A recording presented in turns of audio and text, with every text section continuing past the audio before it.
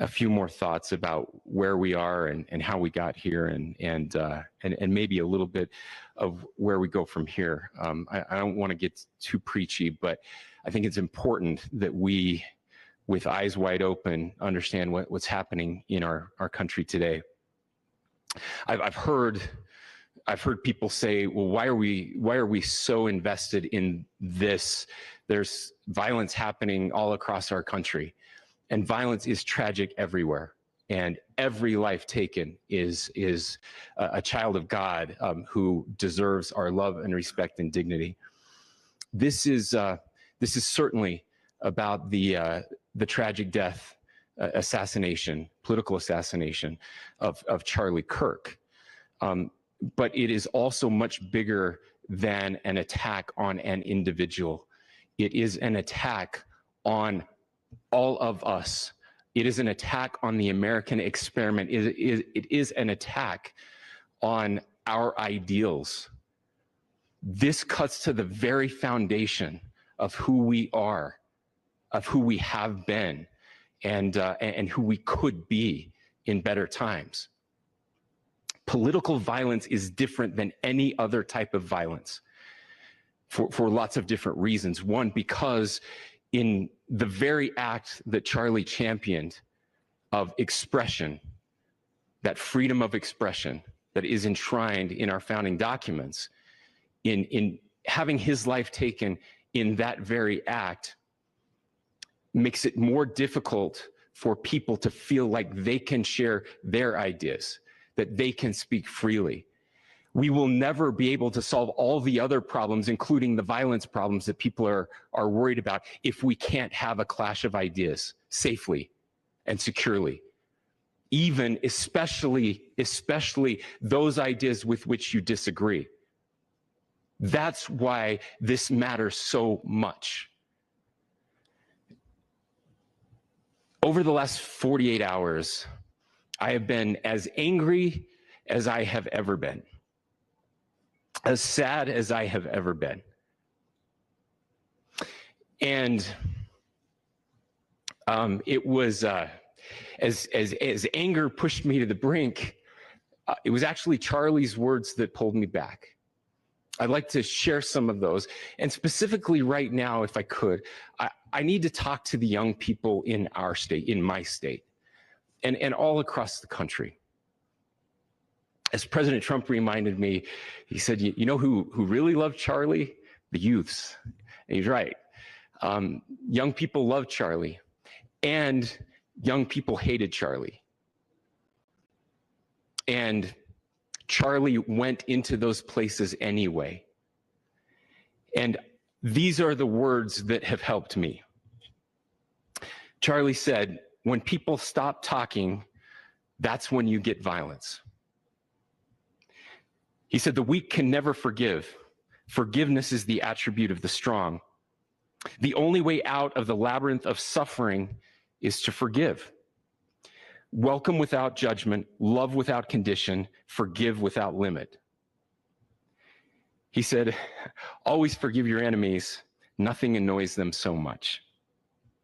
A few months ago, I referenced this last night, Charlie posted to social media, when things are moving very fast and people are losing their minds, it's important to stay grounded. Turn off your phone, read scripture, spend time with friends, and remember, internet fury is not real life. It's going to be okay. He again said, when you stop having a human connection with someone you disagree with, it becomes a lot easier to commit violence. He said, what we as a culture have to get back to is being able to have a reasonable agreement, where violence is not an option. Now, again, to my young friends out there, you are inheriting a country where politics feels like rage. It feels like rage is the only option. But through those words, we have a reminder that we can choose a different path. Your generation has an opportunity to build a culture that is very different than what we are suffering through right now. not by pretending differences don't matter, but by embracing our differences and having those hard conversations. I think we need more moral clarity right now. I hear all the time that words are violence. Words are not violence. Violence is violence. And there is one person responsible for what happened here.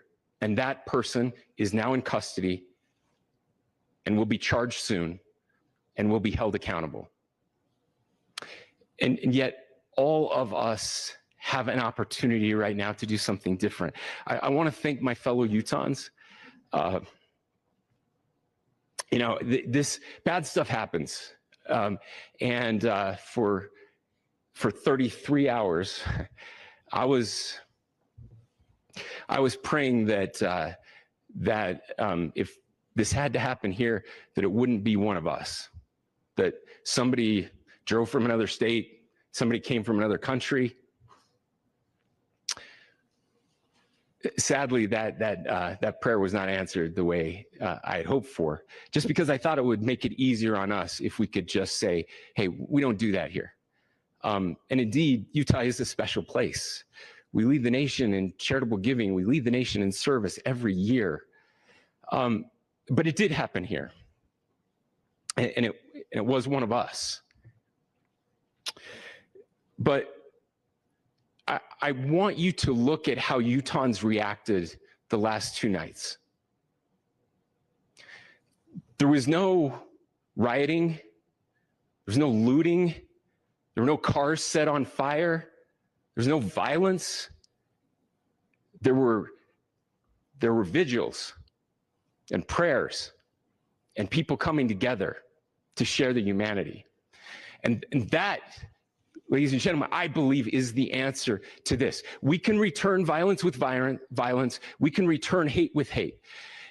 And that's the problem with political violence, is it metastasizes, because we can always point the finger at the other side. And at some point, we have to find an off-ramp, or it's going to get much, much worse. But see, these are choices that we can make. History will dictate if this is a turning point for our country.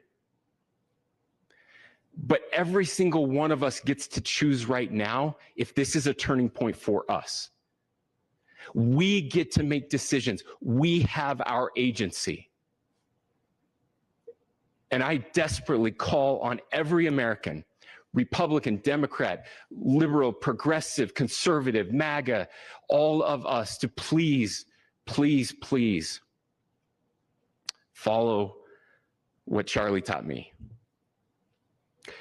I'll just conclude with words I share often from a friend and author, Yuval Levin, who was asked if he was optimistic about our country. And he said, I'm not optimistic. He said, I hate optimism. Like, that sounds bad. But he said, optimism is a vice. It's this idea that good things are just going to happen. And he said, in the history of the world, good things have never just happened. He says, I'm not optimistic, but I am hopeful. And hope is the virtue that sits between the vices of optimism and pessimism. Hope is the idea that good things are going to happen because we can make them so. I still believe in our country. And I know Charlie Kirk believed in our country. I still believe that there is more good among us than evil. And I still believe that we can change the course of history. I'm hopeful because Americans can make it so. Ladies and gentlemen, we're happy to answer